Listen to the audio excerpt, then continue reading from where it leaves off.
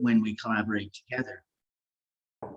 So just a couple of housekeeping rules before we begin. We do ask that you click on your mute button, and that will minimize any background noise that we have. As well, we'll also provide you with an opportunity to ask questions at the end of our session. If you have any questions, you can please use the chat box at the bottom of your screen to submit them. And then Krista, who will be moderating the Q&A session, will moderate and ask the questions of our guest speaker. John Wishart with the Chamber of Commerce for Greater Moncton is going to close our session and give closing remarks. Now, we're honored today to have with us Luc Erjavec. He's the Vice President of Atlantic Canada Restaurant Canada. Restaurants Canada is one of the largest food or business associations representing over 35,000 food service establishments across the country. And Restaurant Canada represents the owners and operators of food service establishments, including full service, quick service, restaurants, bars, pubs, hotels, caterers, and institutions, as well as educators and food suppliers. Luc joined the association in 1995, establishing the organization's first regional Halifax. Now, based in Halifax, Luc is responsible for the ongoing government relations programs in Canada's 4 Atlantic provinces, with the goal of creating an environment to help our members in every Canadian community grow and prosper. His primary area of focus include healthy living, taxation, liquor licensing, labor issues ranging from labor standards and workers' compensation to labor shortages, food quality, and safety and environmental issues. Luc is a professional engineer with a Bachelor of Civil Engineering from Technical University of Nova Scotia. And before joining Restaurants Canada, he was a partner in the construction business and then became the executive assistant to Nova Scotia's Minister of Labour. Now, this will be the last presentation that Luc will be giving, and we congratulate Luc on his upcoming retirement. We will miss him greatly. He's been a huge advocate for the restaurant sector in Atlantic Canada, and we wish you congratulations on your retirement. So I'll hand it over to you, Luc. Well, thank you very much. It's such a pleasure to be able to speak with you today. I wish we could be in person, because I know, like me, you're probably very tired of seeing a talking head on the screen. It's great to be here with the chambers. We've been strong partners for my whole career at Restaurants Canada, and together we're stronger. I'd like to acknowledge, as Restaurants Canada, we have several directors from New Brunswick. Currently, Jean Cormier from Moncton, who owns Eustis Park, and Elizabeth Rowe from St. John, who owns Italian by Night. And I can assure you, they give strong representation to New Brunswick around our board. Over the past 2 years, let me get my screen going here. Technology is great until it stops working. Okay, over the past 2 years, we've seen the devastating impact of COVID across the industry. It has disrupted the lives of millions of Canadians who typically go through our doors. In fact, we do about 1.8 million customer visits a day across Atlantic Canada. Our 2.2 million Canadians that are employed in our industry had, a devastating time, and with more than 13,000 restaurants closing throughout the pandemic. All of this has had a ripple effect across the entire food service industry, impacting the manufacturers, suppliers, distributors, and farmers. At the same time, we've seen an incredible amount of innovation as restaurant operators look for new and sometimes unconventional ways to try to survive this pandemic. So in today's presentation, I want to focus on 3 big questions I get asked the most. The first is, where are we in the recovery? Because depending on the province or the segment, everyone is at the different stage of recovery. Next, I want to talk about when we expect food service sales to recover based on our econometric forecasts. And with the recovery comes new challenges, such as supply disruptions and labor. And finally, I'll talk about the industry and what it will look like in recovery, because there are some new and exciting concepts on the way. Before I talk about where we are today, it's important to step back and take a look at what the industry looked like before COVID. In 2019, the Atlantic Canadian food service industry had grown to more than $5.3 billion in sales. representing 4% of the regional's GDP. We had 5,000 restaurants, caterers, and bars in Atlantic Canada, and we were the fourth largest employer with over 85,000 employees located in nearly every single community across the region. This was a thriving industry that nearly doubled in size since the year 2000. By February 2020, commercial food service sales hit a record high of $345 million sales in monthly sales. In the span of just 2 months, food service sales plummeted to their lowest level in more than 2 decades. At the time, we saw tens of thousands of people in the industry laid off, let go, or not working any hours at all, resulting in the lowest employment levels since the 80s. This impacted 2 out of every 3 employees in our industry. Since then, it's been a very uneven recovery in the food service industry. As the second, third, fourth waves, they've led to peaks and declines in sales. In January 2022, food service sales were 18% below sales in 2019. By way of contrast, when we look at a competitor, retail, they were up 15%. So we had a nearly 33-point spread between the growth in retail and the decline in food service. Overall, food service sales in Canada were down 15%. But as we said, it was very different depending on what region you live. And thankfully in Atlantic Canada, we handle it much better than other regions. In PEI in 2021, food service sales were flat compared to 2019, while in Newfoundland, sales were just down a mere 3%.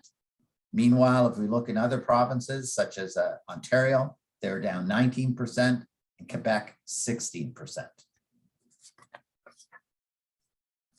Sales varied in our establishments also based on segment. Quick service restaurants were not hit as hard by the pandemic because they could depend on takeout, drive-through, and delivery. By July of last year, sales at quick service restaurants had returned back to pre-pandemic levels. And currently sales remained 2% above pre-pandemic levels. In contrast, when we look at full service restaurants and drinking places, they were hit much harder.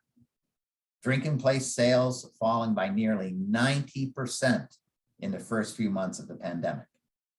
More recently, because of Omicron, sales were down by 27% at full service restaurants and 45% at drinking places compared to pre-pandemic levels. So a very, very different impacts based on the sector you're in.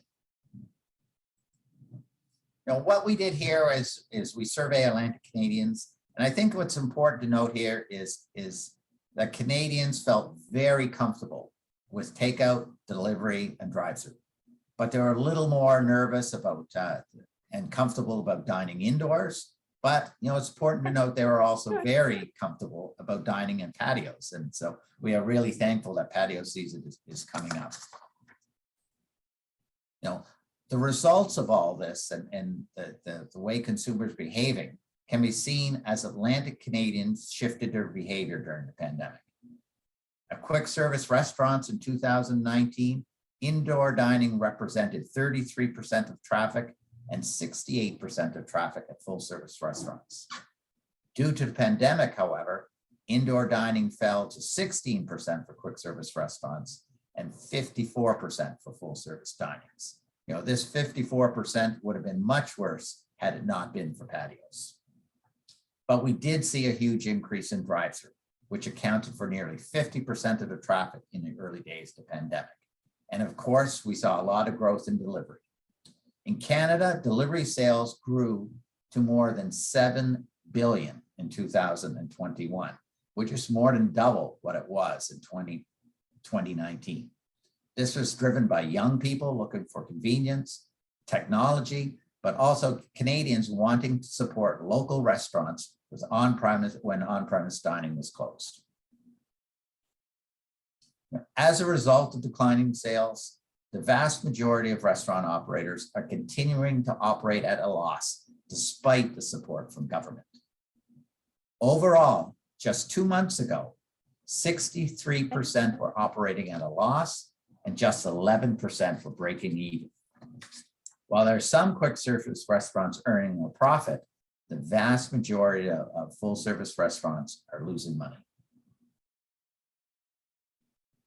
Because of the pandemic, 84% of independent operators have taken on debt, with 42% with a debt between 50 and 100,000, and 1 out of 3 operators saying they have a debt between 100 and 500,000.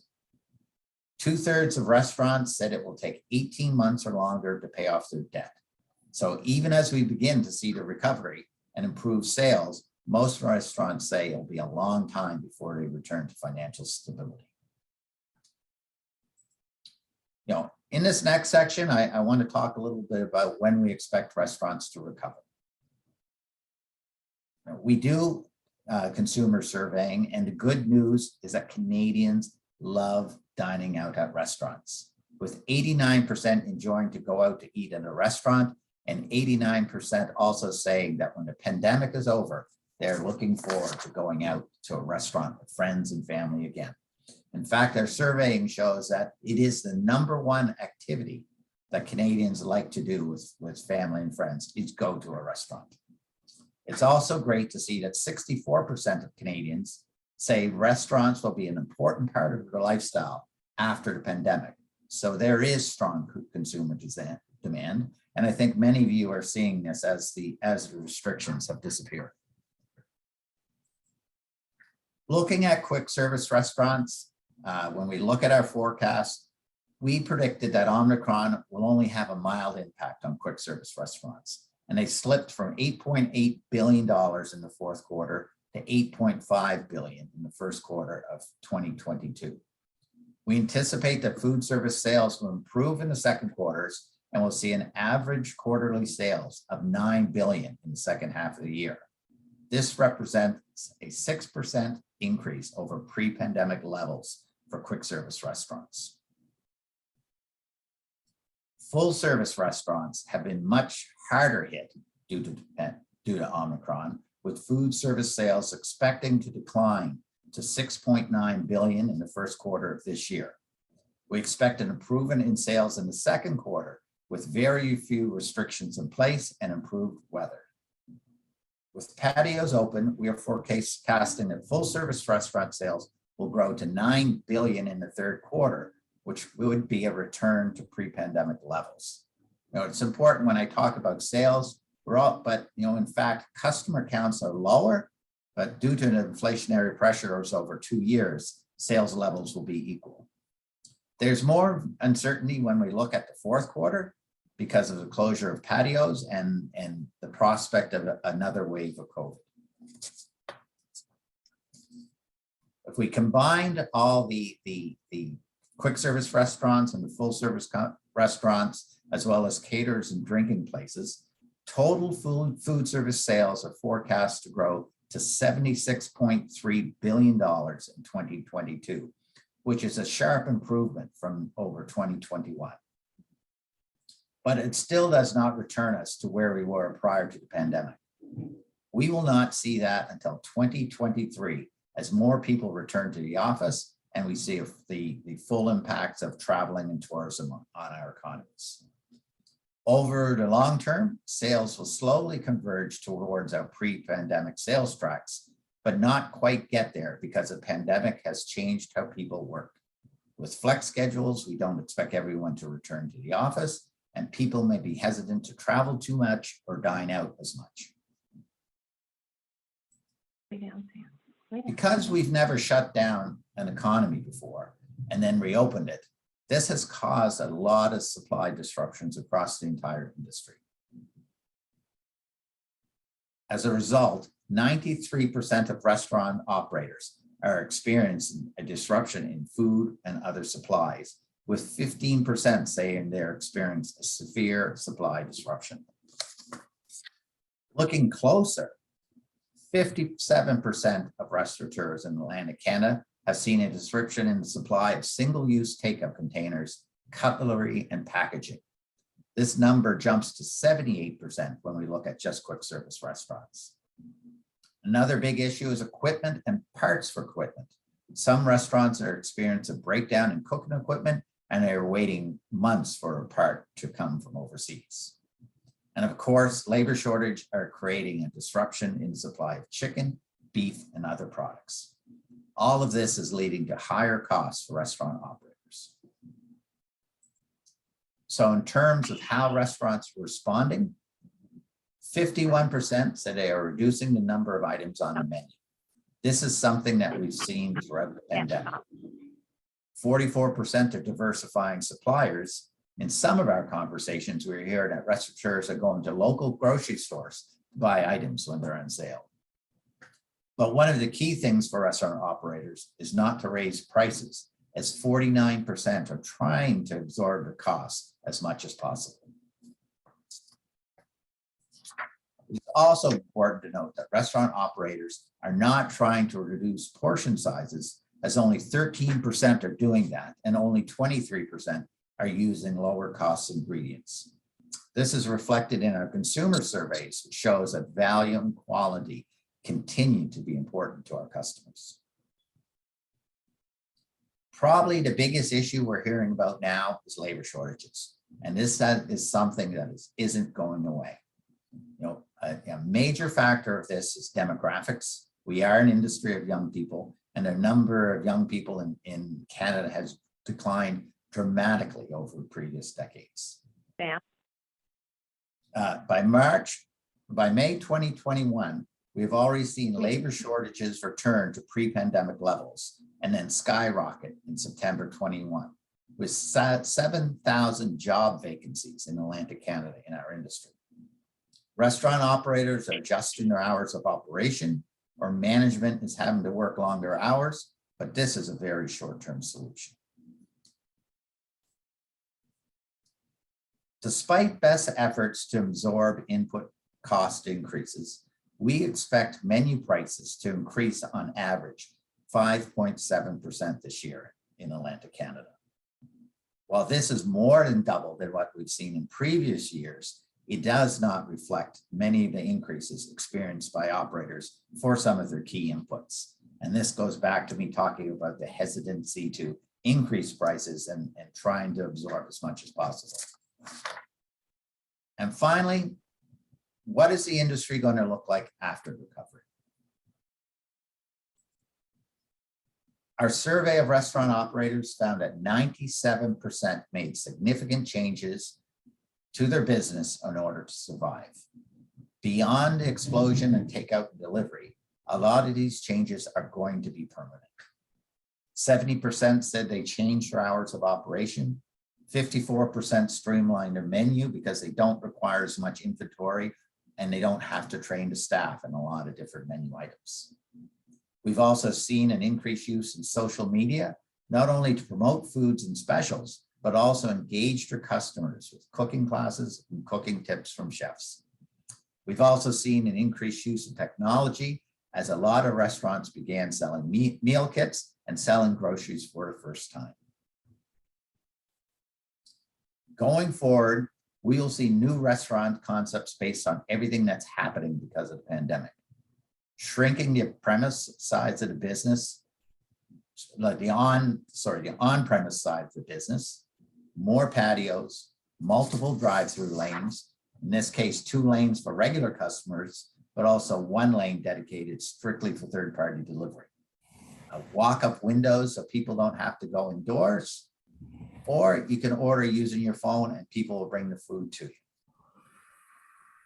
Restaurants are installing walk-up windows so people don't have to go inside.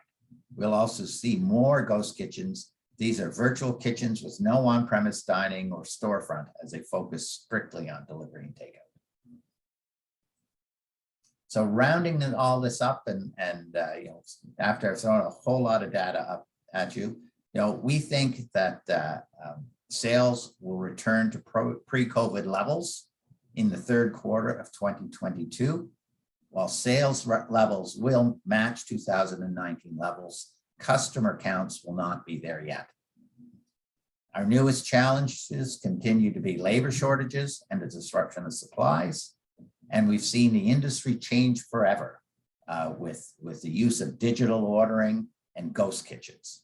So at this point, I think I'll stop. As I said, I've thrown a lot of data at you, and I will be more than happy to answer any questions that anyone has. So I think, Krista, you're in charge of that. Thanks a lot, Luke. That was a great presentation, and certainly good to see the numbers going in the right direction, but definitely, there's a ways to go to get back to where we were, and maybe it will look different in the future for sure. I've already had some questions roll in. The first one that I received is, what are the industry's biggest challenges regarding labor? And do you have a sense that food service workers have moved to other sectors? We're hearing that. Oh, absolutely. Labor shortages is the number one issue that we're hearing about. Over the course, I think we had some challenges prior to the pandemic. And then when the pandemic hit, as I said earlier, we laid off 2/3 of our employees, and we really couldn't guarantee their hours. We had so many openings and closings that we lost people. And this has created a challenge. Many have moved on to other industries, and once they've already shifted, we're not going to get them back. The biggest challenge facing us, though, is demographics. And I look back to the 80s, 20% of the population was under the age of 25. And we look today, it's about 12%. And 3/4 of our workers tend to be under the age of 25. So this is a labor pool that we've missed. The other thing that's happening is the behavior of young people. Young people are staying in school longer, going to university for longer, staying in school, doing gap years, doing volunteering overseas, which is a trend that has taken people out of the workforce. And finally, what we've seen in Atlantic Canada is just because of the pandemic and closure of borders, we couldn't bring in immigration, which has been a very important stream for us. So, because of our demographic challenges, it is going to be our number one challenge going forward. And I think we have to do more to make ourselves an employer of choice. And that's going to put pressure on scheduling. That's going to put pressure on wages. But this is something that's not going to go away. Another component of this is, while most industries over the course of the preceding decades have become more productive, which means, getting more out of every dollar of labor, we really haven't. So I think there's going to be a bigger push towards technology to try, while we are customer facing industry, I think we're going to see more and more technology in trying to reduce the labor costs. And, we're already seeing it with automatic French fries machines, food that's pre-processed that you just heat up in the kitchen. We see people using smart tables and QR codes to take some of the labor, or even, particularly the craft beer industry has become very good at, you go to the counter and order instead of a server coming to you. So labor is number one challenge, number two challenge, and number three challenge in my mind. I read recently that there's a huge trend, as you're mentioning, towards robotics, innovation, and just to simply combat a lot of the labor issues, and also productivity and efficiency. So that's definitely a trend that we're hearing about. Another question I have for you: what types of government assistance, either federal or provincial, do you think are still needed by the restaurant sector? Okay, if I'm just going to finish up one piece of what you said about the use of technology before I answer that. I think, in terms of technology, we own and run something called the RC Show, which is Canada's biggest food service show. And it actually takes place on May 9th to 11th in Toronto. And we had a segment that's devoted to technology. And that section sold out right away. We really cannot believe the response. So it just tells me, as an indication, that technology is becoming more and more important to the industry in terms of, number one, reducing labor costs, and number two, what we've seen over the last number of years is the baby boomer no longer drives the market. It's millennials, Xers, and Ys, and they grew up with technology and are used to technology. So if anyone wants to attend the RC show, let me know. I can get you free tickets. It's definitely an event worth attending, every couple of years. Okay. In Luke, terms of before we, just let me jump in, before we go to the government funding one, another thought to keep in mind when you're answering that is there any support out there, whether it be through OCOA or whomever, for assisting restaurants with automation, with innovation? And do you know of anything like that that might help the restaurant sector to do some of the automation that they might want to do? So Okay. back to you. Yeah, no, that's great. So I'll take this in several pieces. In terms of direct government assistance to the industry, in my mind, and when I speak to colleagues across the country, government's attitude is COVID's over. We've given you enough money. It's over. We do not see any more direct supports to the restaurant industry coming. I wish I could say that wasn't the case, but it is. They've spent billions on wage subsidies and rent subsidies. Many of the provincial governments, had a number of grants. I will say New Brunswick probably lagged the most in terms of what it did in terms of direct financial assistance. So I don't think there's direct assistance out there. In terms of the digital, some of the provinces, particularly PEI and Nova Scotia, had digital grants that were available to help you adapt digitally, be it websites, online ordering, or anything that you did digitally.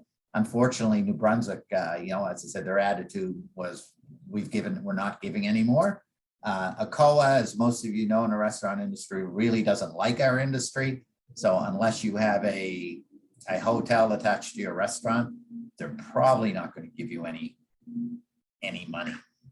So in terms of though, I still think there's a role for government, and what we've been asking for, and where it's a fine line for government to work, is building consumer confidence.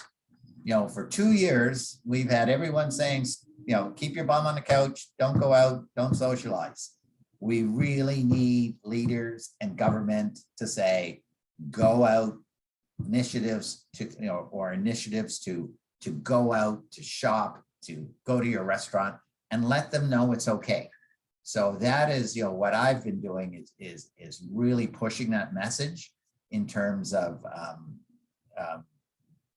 helping us, to just change the mindset, because it takes a while to break habits. And so I think there's a role for government. New Brunswick actually had some pretty good program that other provinces did not have, the tourism incentive program. And, I was pretty impressed that they actually listened and agreed to put food and beverage and alcohol into that tourism incentive program. And it's something we would like to see continue. And we've been pushing government to continue. PEI had a really good program called the Dining Save.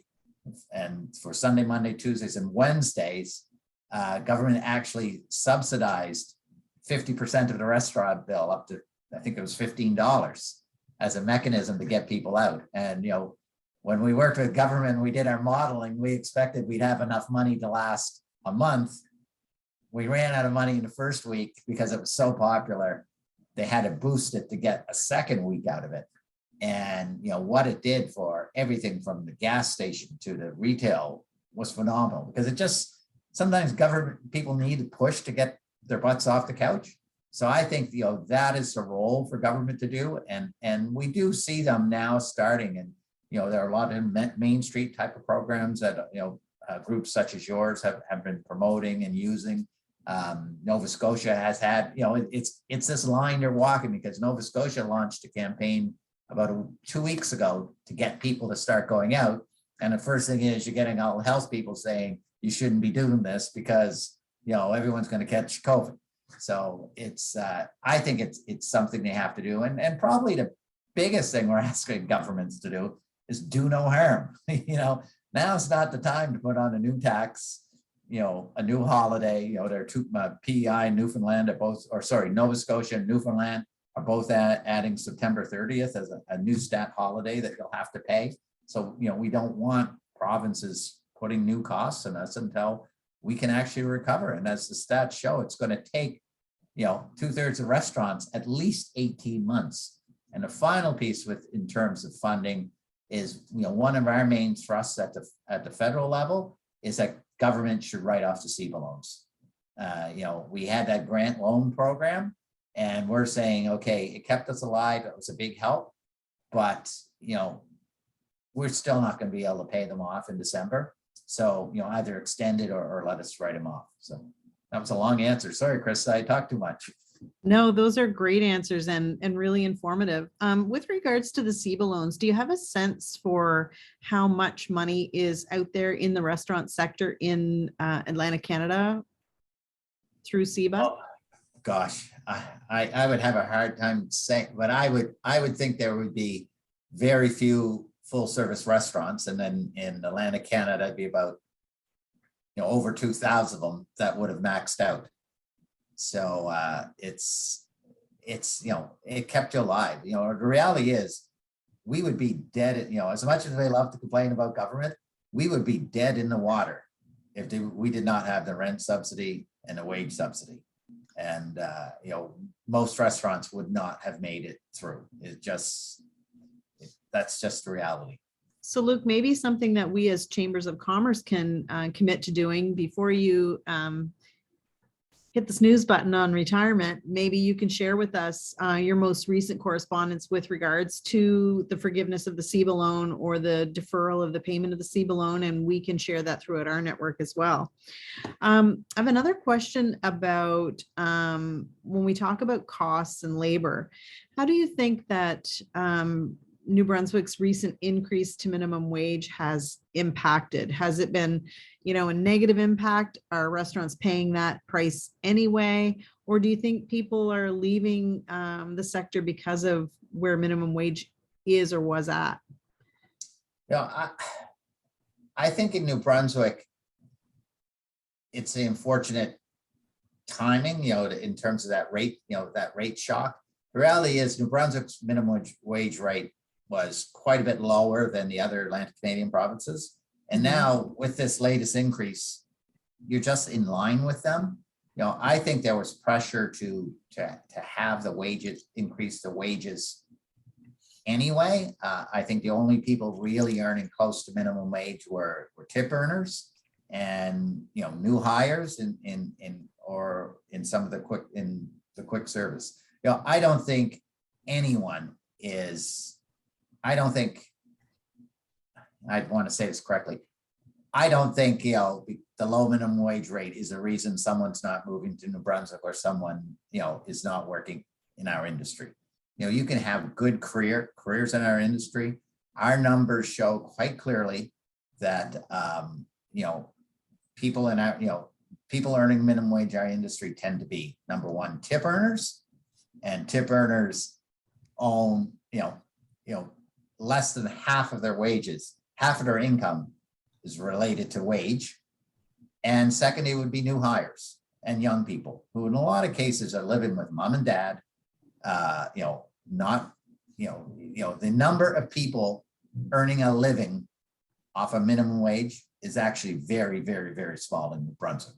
And when you look at poverty rates in New Brunswick, the people living in poverty are not working.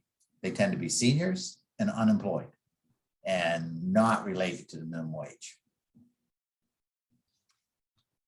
Good points for sure. Certainly the chamber spoke up when the big increase happened, and a lot of our members told us it really wasn't an issue for them to the extent that it perhaps had been in the past because of where the labor market is at right now. Yeah. Here's a question that was just sent to me in the chat. Do you think the recovery in the restaurant sector is going better in any other jurisdictions or provinces? And if so, what are they doing differently, or what can we learn from them? I think we're seeing, you can say, you're having larger increases in a province like Ontario, but they were closed for over 400 days. So, I think we are as doing as well as anybody. Our numbers are very close to pre-pandemic levels. I think we're fortunate in as we did not fall as much as other jurisdictions. Like honest to goodness, I don't know how a restaurant operator survived in Quebec or Ontario when, where they've been closed, 400, I think it's the last count, it was over the pandemic, I think it was 445 days the dining rooms are closed. So I think we are fortunate. I think the Atlantic bubble helped us a lot.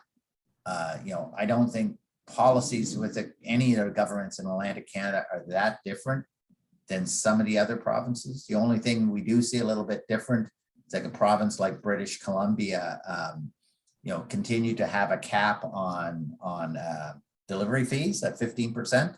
It's something we asked New Brunswick to do and they didn't do. But I think, there's opportunity to help our industry. And, I think I'm very proud of one thing we were able to get through New Brunswick that just before the pandemic was the wholesale pricing. That was huge. People are getting a 5, 7, or 10% rebate. Actually, twice during the pandemic, they actually gave extra rebates to operators who tried to help them. And I think that's going to be a real building block into the future to get even higher discounts.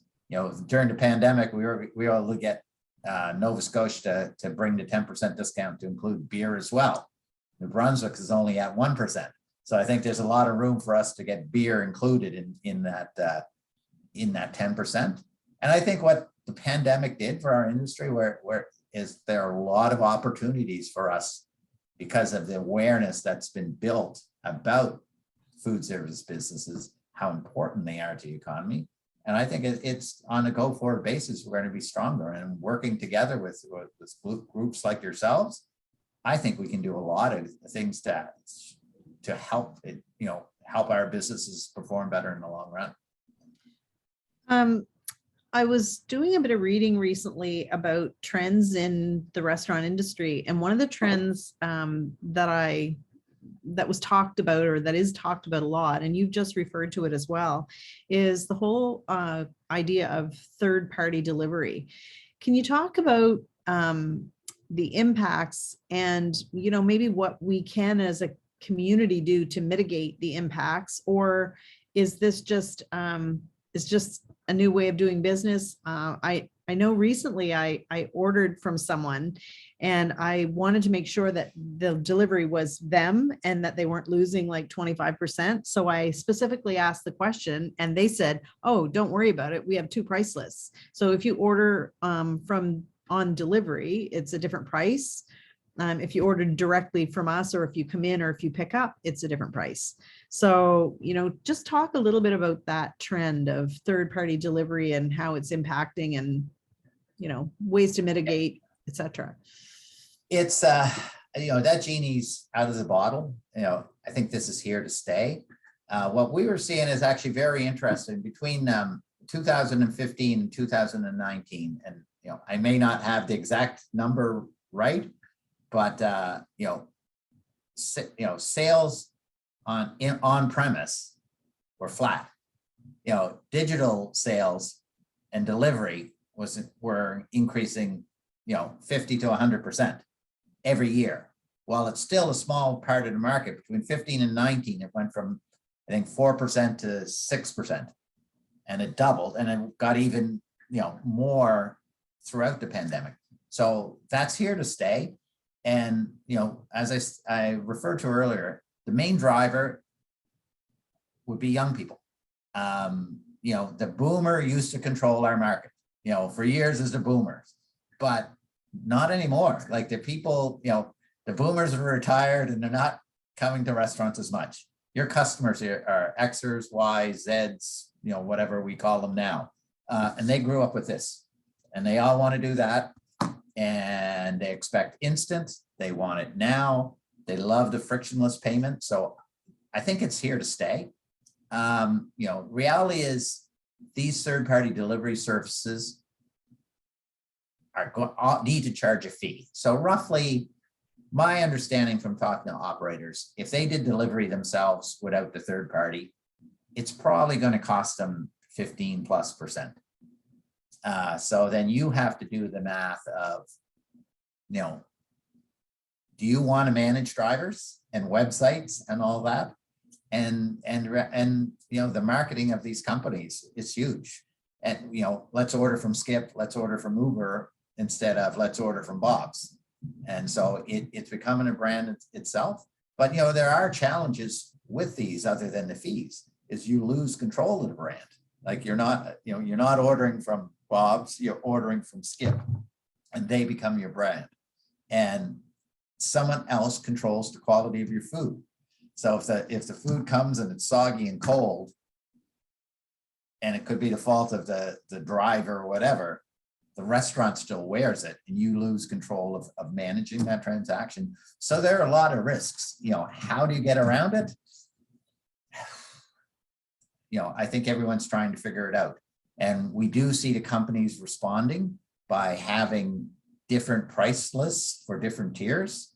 So I think it's just, as an operator, you have to be diligent, you have to shop, you have to push and do the math, because in some cases they're needed. So and you see people building restaurants now to accommodate the third parties, because you walk in any restaurant on a Friday night at 7 o'clock, the stream of people coming in to pick their skip the dishes orders is pretty phenomenal. And then how does that play with tips and everything else? It's a beast that's not going away, but it's a beast that I think we as an industry just have to figure it out. And and I think it's going to take a while. And they claim they're still losing money. They're publicly traded companies, and that's what they say. But I don't have the simple solution. I will tell you that you're right. It's being driven by youth. I was telling my team here at the chamber a couple of weekends ago, there was a small posse of teenage girls at my house, and I think there were 6 girls, and there were 3 separate skip orders that showed up at the house from 3 separate restaurants. Because when we were ordering out, we might all have to agree that we would get a pizza or whatever. But now they'll order a milkshake and have it delivered by Skip, and they don't care that they're paying $4 for the delivery. It's a very different way of looking at things than, maybe a few years back. And you alluded to, you made a comment about ghost kitchens, and that is another huge one that we're seeing in some of the bigger centers. Have you seen any of that in Atlantic Canada? And for yes. those, I think everybody knows what a ghost kitchen is, but maybe you can just give a quick definition. And we've got about 15 minutes, and I've got about 5 more questions here. Okay, so a ghost kitchen is essentially someone sets a kitchen without a dining room. And the beauty is, you can have one kitchen running multiple brands. So you could have a kitchen that you have a Italian menu, a Chinese menu, and an Ethiopian menu. So you're not paying, the top real estate to be in downtown Fredericton or downtown Moncton or downtown St. John. You're probably in an industrial park or more, somewhere where real estate is cheap. And, it's happening. It was happening in the US and across Canada. And I can tell you it's happening it's happening now in Atlantic Canada. People are planning for it. The labor costs seem to be lower. You're not paying the expensive real estate.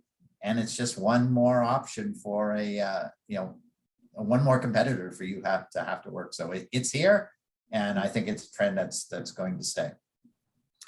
I just had a comment added from one of our restaurant owners that says delivery will be key to the future, but not using third parties as they exist today. Third party is a 3-way loss. Drivers don't make a living, restaurants don't make money, and the platforms are losing their shirts. And this person, Keith from Pomodori, says eventually they'll do their own delivery, but supplement peak periods with the app. So, people are going to have to be, as you said, vigilant and really pay attention to every order that's coming in, how it's coming in, and to make sure that they're leaving themselves margin. Because once you use a third-party delivery, There's really nothing left for the restaurant. I have another question that just came in, a non-COVID question. Are you seeing growing diversity in ethnic restaurants in this region as our immigration has been increasing and the diversity in our population has been increasing and changing? And talk about benefits of this trend. Yes, what we're seeing is we are seeing more types of restaurants in terms of diversity. We're seeing actually a couple of things. I think you're seeing many more diversified independent restaurants. I think that's, of the share of independent restaurants. We've seen a lot of consolidation among the brands, and brands are taking more of the market. And, the typical restaurant has changed, and people want an experience. And I'll never forget, I listened to a presentation from someone from Disney, and they said, if you think you're selling food, you're crazy. You're selling an experience. And people want to experience, when they're going and spending, they want like a new experience, a new flavor, a new types of foods. And that's what we're seeing when we do chef surveys, things like kimchi and special sauces and non-traditional cuts of meat. So, and I just think it adds a whole new excitement. I think the one thing that the silver lining that that COVID had was just the renewed emphasis on local and how important that is. And I think sometimes in Atlantic Canada, we're negligent in not telling the story of the great products we have to offer, that the fish is from the bay that's a few miles away, and the beef is from Atlantic beef that's grass-fed here, and the vegetables are from this farmer. So I think there's so much excitement. I think there's some fantastic culinary experiences happening in Atlantic Canada, and more in ethnic restaurants. Like 10 years ago, you think about it. You think about your own town, how it's changed. So it used to be, you had traditional restaurants. You might have had Italian, you might have had a French, you might have had a Chinese. It pretty much stopped after that. And now you get Mid-Eastern, you can get Ethiopian, you can get Turkish. It's everywhere. So it's a great experience for the customer. It was interesting the other day, somebody asked me about the new Indian restaurant in Fredericton, and I said, oh, which one? Because we have 3 that have opened in the last 6 to 8 months. And same with Mexican, 3 new Mexican restaurants over the last 12 months, I'd say. So I think it's pretty exciting, and it just gives people more opportunity, more options, and maybe excitement of people to want to go out more. I have 2 more questions. I bet you of those restaurants you just spoke about, the owners of those restaurants probably came to Atlantic Canada to work in a restaurant and decided to stay and entrepreneurial and start their own restaurants. And that's just fantastic. I definitely know most of them are. There's a couple that are local restaurateurs that have just spread their wings a little farther. But 4 of the 6 that I'm referring to, I know are newcomers that have brought their the flavors of their home country with them. And that's so exciting. I have 2 more quick questions, and then I'm going to turn the floor to John for a few closing remarks. One is, are there any specific red tape issues that cause friction for restaurants or things that chambers should be aware of? And the other one, I'm going to give them both to you so you can whip through them, and then we'll turn it to John. Do you see any opportunities for any new partnerships or collaborations with restaurants, particularly in the tourism industry? Okay. First of all, in terms of red tape, I don't think there's anything more red tape intensive in New Brunswick or Canada than immigration. And it's something we are highlighting with the federal government. The sheer amount of paperwork, the length of time it takes is phenomenal. So that is something we are, advocating on behalf in terms of, and even things like the trusted employer program. If you're using a temporary foreign worker program and you use it 5 times, you should be, and successfully, you shouldn't be treated the same way as someone for the first time. So I think that is probably the big nut to crack. Red tape sometimes can be a funny issue because everyone says we hate red tape, and then you say to somebody, tell me the red tape, because people hate regulation, but it's some of these hard ones some of these other ones are hard to pinpoint. I think if there's an area in general that New Brunswick really needs to work on, liquor licensing. They've made a couple changes during COVID that have helped a little bit, but that act, the reality is probably 40 years old. And, I've been doing this in Atlantic Canada for 26 years. And I think New Brunswick has started to renew the Liquor Licensing Act about 3 times. And then they say, oops, election, I better put it away. So I think that's something that really has to be looked at in New Brunswick. I'm sorry, I can't remember what your last question was. I got wrapped up in the first.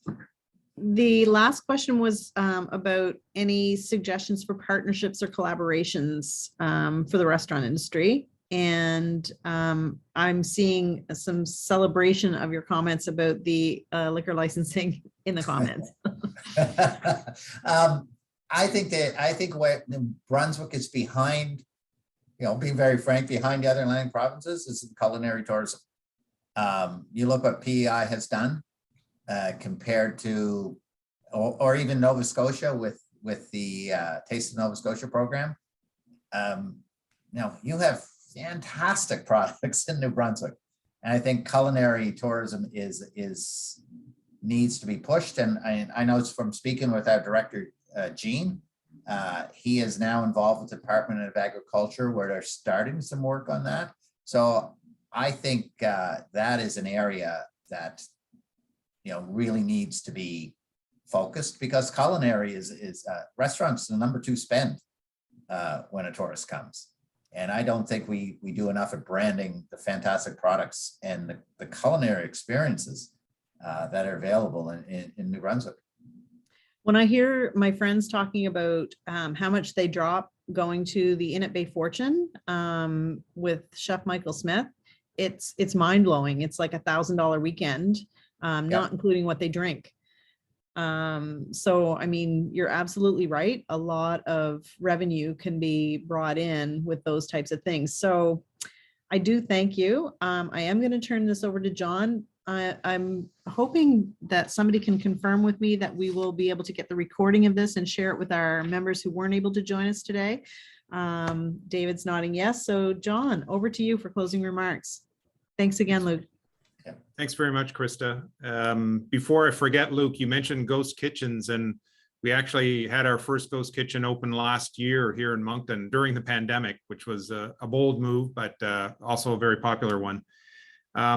Thanks very much, Luke, for this presentation. I love presentations with lots of data, and you delivered definitely on that. I was trying to scribble down all the key points here, and maybe you could share that also, your presentation along with the recording. And second of all, congrats on your pending retirement. I don't know whether the last 2 years caused you to take that long walk in the snow earlier than you had planned, but we certainly are going to miss you as a partner in the Chamber Network and as a voice of common sense and reason during times like we've just lived through. So good luck, and hope to see you on a patio in Halifax sometime soon. I want to thank David and his team at the St. John Region Chamber for organizing this and for inviting the Fredericton and Moncton Chambers to participate.